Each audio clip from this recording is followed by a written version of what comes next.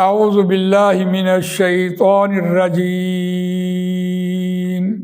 بسم اللہ الرحمن الرحیم واتبعوا ما تتلو الشیاطین علی ملک سلیمان وما کفر سلیمان ولکن الشیاطین کفروا يعلمون الناس السحر وما انزل على الملكين ببابل هاروت وماروت وما يعلمان من احد حتى يقولا انما نحن فتنة فلا تكفر فيتعلمون منهما ما يفرقون به بين المرء وزوجه وما هم بضارين به من احد الا باذن اللہ ويتعلمون ما يضرهم ولا ينفعهم صدق اللہ العظیم۔ رب اشرح لي صدری ويسر لي امری واحلل عقدۃ من لسانی یفقهوا قولی۔ اللهم ارنا الحق حقا وارزقنا اتباعه وارنا الباطل باطلا وارزقنا اجتنابه آمین یا رب العالمین۔ دوستو اور بزرگوں، سورہ بقرہ آیت نمبر 102 آپ کے سامنے تلاوت کی ہے، اور یہ پہلے پارے کا 12واں رکوع زیر مطالعہ ہے۔ اس رکوع میں خاص طور پر ایسے لوگ جو ایسے بہانے کرتے ہیں کہ آپ ہمیں یہ کام کر کے دکھا دیں تو ہم آپ پر ایمان لے آئیں گے، یعنی ایک مشروط۔ اور یہ جو ہمارا مضمون چل رہا ہے اس میں بھی وہی بات ہے کہ جو جادوگر ہے وہ کہتا ہے مجھے اتنے پیسے دے دیں میں آپ کا کام کر دوں گا۔ پیسے تو آپ اس کو دے آتے ہیں، لیکن جو کام وہ کر رہا ہوتا ہے وہ آپ کو کہاں نظر آتا ہے؟ یا تو یہ ہو نا کہ آپ کہیں کہ آپ پہلے ہمارا یہ کام کرو پھر ہم آپ کو پیسے دے دیتے ہیں۔ ایسا نہیں ہے، یہ شرط ہے۔ اور یہ کرتا کب ہے انسان؟ جب آدمی عمل نہیں کرنا چاہتا، بس بیٹھے بٹھائے کہتے ہیں کچھ نہ کچھ ہو جائے، تو ایک اچھا ذریعہ ہے نا، کہ شیطانوں کا ایک ایسا ذریعہ ہے کہ جس کو وہ اختیار کرتے ہیں، لوگ اس کے پیچھے لگ جاتے ہیں، بیٹھے بٹھائے کچھ ہو جاتا ہے، اور اس میں کچھ نہ کچھ ہوتا بھی ہے تاکہ لوگوں کو کچھ یقین آ جائے کہ ان کے پیچھے لگ جائے۔ یاد رکھیے کہ انسانوں کو شیطانوں کی ضرورت نہیں پڑی، اور شیطان کو انسان کی ضرورت پڑی ہے، کیونکہ اللہ تعالیٰ نے اس کو دھتکارا ہے، اور اس نے اللہ سے یہ بات کہی کہ میں کتنے متبع تعداد میں انسانوں کو جہنم میں لے کے جاؤں گا۔ ویسے بھی انسان جب پیدا ہوتا ہے تو اس کے ساتھ ایک نفس کے طور پر شیطان پیدا ہوتا ہے، تو یہ شیطانوں کی ضرورت تھی، انسانوں کی ضرورت نہیں تھی۔ تو یہ جو آیت ہم پڑھ رہے ہیں اس کا ذرا روان ترجمہ سنیے۔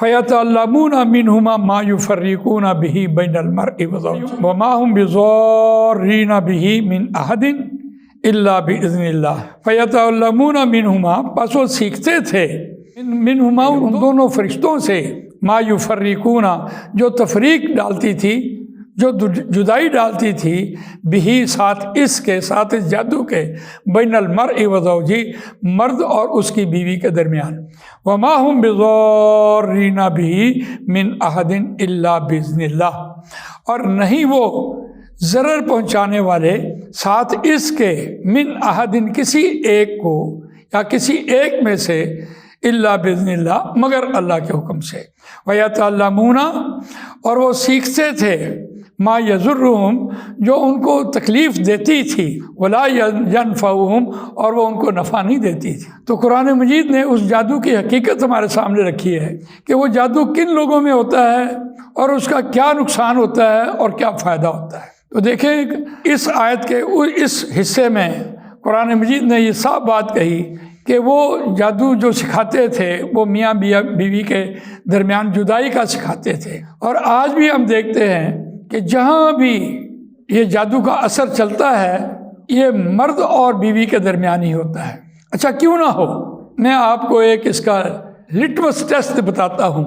جس گھر میں اس کی بیوی اپنے شوہر کا کہا نہ مانے یا ٹوٹل اطاعت نہ کرے تو سمجھیں کہ اس کے گھر میں اثر ہے۔ یا دوسری بات یہ ہے کہ اگر اولاد ماں باپ کی نافرمان نکلے تو سمجھے یہ بھی جادو کا اثر ہے۔ اس کی بڑی وجہ کیا ہے؟ کچھ فلسفے کی باتیں ہیں جو آپ کے سامنے آ جائیں، میں اس کو ایک مثال سے آپ کے سامنے رکھوں۔ اولاد شوہر کی ہے، جو بیوی ہے یا بچوں کی ماں ہے وہ اس کی رسپانسبلٹی ہے کہ وہ شوہر کی اولاد کو شوہر کی مرضی پڑھائے، یعنی بچوں کو ان کے باپ کی مرضی پڑھانے کے لیے آئیے۔ آپ جب اپنے بچے کو کوئی نصیحت کرنا چاہیں اور درمیان میں ماں بول پڑے کہ اس کو کچھ نہ کہیں، تو بچہ یہ سمجھتا ہے کہ باپ میرا ہمدرد نہیں ہے، ماں میری ہمدرد ہے، لہذا وہ ماں کا کہا مانتا ہے، اور ماں بچے کی وجہ سے اپنے شوہر کے آڑے آ جاتی ہے۔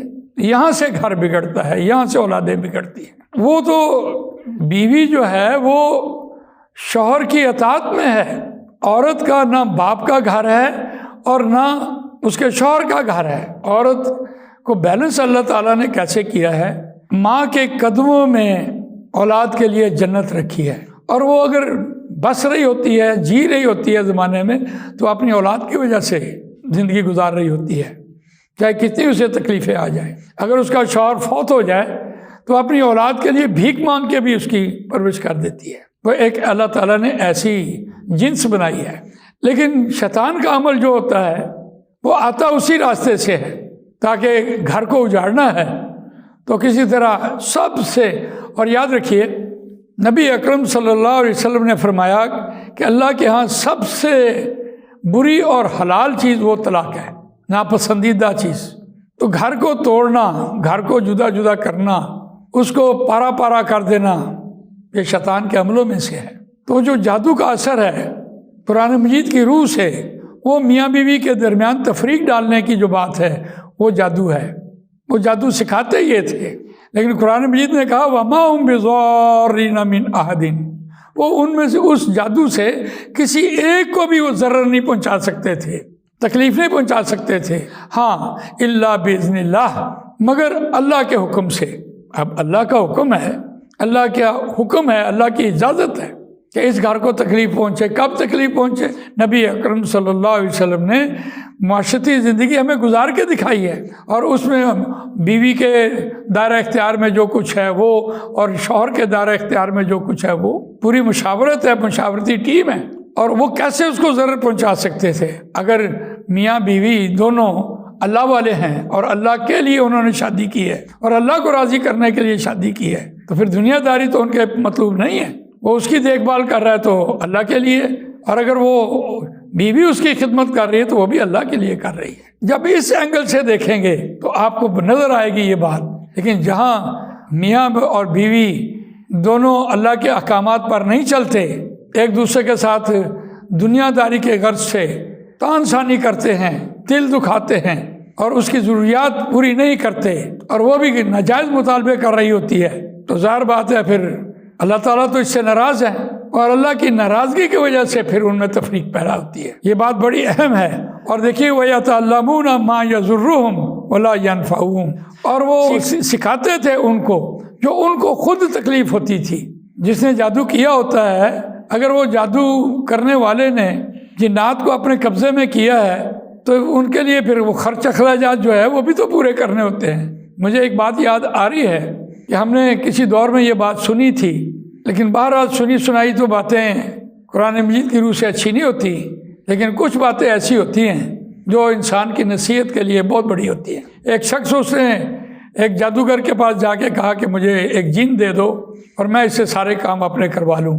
اس نے اسے بڑا منع کیا، وہ نہیں باز آیا۔ اس نے پھر اس سے کچھ چلے وغیرہ کٹوائے اور اس کو پھر ایک جن دے دیا، اور جن جب اس نے اس کو دیا تو اس کا کہا کہ تم یہ کچھ پڑھ لیا کرو، تمہارے پاس یہ حاضر ہو جایا کرے گا، لیکن تم نے اس کو کام میں لگاتے رہنا ہے، جب تم نے اس کو فارغ بٹھایا تو یہ تمہیں جوتیاں مارے گا۔ تو بالکل اسی طرح ہوا، جن جب اس کے قبضے میں آ گیا تو اس نے وہ کلمات پڑھے اور جن حاضر ہو گیا، تو اس نے اس کو محل میرا ہو جائے، یہ شہر میرا ہو جائے، یہ بیوی میری ہو جائے، جی نہ جانے کیا کچھ وہ بنواتا رہا، یہ کر کے آ جاؤ، اس کو تکلیف پہنچا کے آ جاؤ۔ اور جب سارے کام اس کے ہوتے رہے تو جب وہ جن فارغ ہوتا تو جوتا اٹھاتا اس کے سر پہ مارنا شروع کر دیتا۔ وہ بہت تنگ ہوا، اس نے کہا کہ یہ تو کام بڑا خراب ہو گیا، تو وہ چلا گیا پھر اپنے استاد کے پاس کہ یہ تو میرے لیے ایک عذاب بن گیا، یہ تو مجھے تکلیف دینا شروع ہو گیا ہے، یہ تو مجھ سے مال مانگ رہا ہے، اس کو تو مجھے کھلانا پڑ رہا ہے، یہ تو بڑی مشکل بات ہوگی، میں کیا اس کو کھلاؤں، میں ساری جان تو اس کو کھلا چکا ہوں۔ اس نے پھر اس کو علاج بھی ایک بتایا. خیر وہ علاج بھی اگر آپ نے سننا ہو تو میرے اس یوٹیوب چینل پہ جو میرا نمبر ہے 0321 435 0664، اس پہ آپ مجھے فون کر لیں یا کمنٹس لکھ کے مجھے بتائیں، میں آپ کو اس کا علاج بتا دوں گا. تو یہ تکلیف پہنچانے کے لیے ہوتے ہیں. ہمارے یہاں بھی ایک قریب دوست تھے، وہ میرے سامنے جن نکالتے تھے، لیکن اب انہوں نے وہ پیشہ چھوڑ دیا. میں نے ان سے پوچھا کہ کیا وجہ ہوئی، تو انہوں نے کہا کہ بہت مشکل کام ہے، یہ جینے نہیں دیتے، ہم سے بہت معاوضہ مانگ رہے ہوتے ہیں کہ ہمیں یہ بھی دو، یہ بھی دو، ہم سے وہ پورا نہیں ہو سکتا. تو میں نے ان سے معذرت کر لی ہے، میں نے چھوڑ دی ہے. تو یہ قرآن مجید نے جو بات نقل کی ہے وہ ایسے نہیں ہوتی. وَيَتَعَلَّمُونَ مَا يَضُرُّهُمْ وَلَا يَنْفَعُهُمْ، وہ ان کو نقصان تو پہنچاتے ہیں لیکن وہ نفع ان کو نہیں دیتے. اور دنیا یہ سمجھ رہی ہوتی ہے کہ وہ نفع میں ہے، نفع نہیں ہوتا، نقصان ہوتا ہے. دنیا میں بھی نقصان ہے اور آخرت کا بھی نقصان ہے، اور اس سے لوگوں کا بھی نقصان ہے جن کو یہ ایسے غلط ہتھ کنڈوں میں لگا دیتے ہیں. تو اللہ تعالیٰ سے یہ دعا ہے کہ اللہ تعالیٰ مجھے اور آپ کو قرآن مجید پڑھنے، سمجھنے، اس پر عمل کرنے، اس کو دوسروں تک پہنچانے کی توفیق عطا فرمائے. جزاک اللہ خیر. سبحانک اللہم و بحمدک، نشہد ان لا الہ الا انت، نستغفرک ونتوب الیک.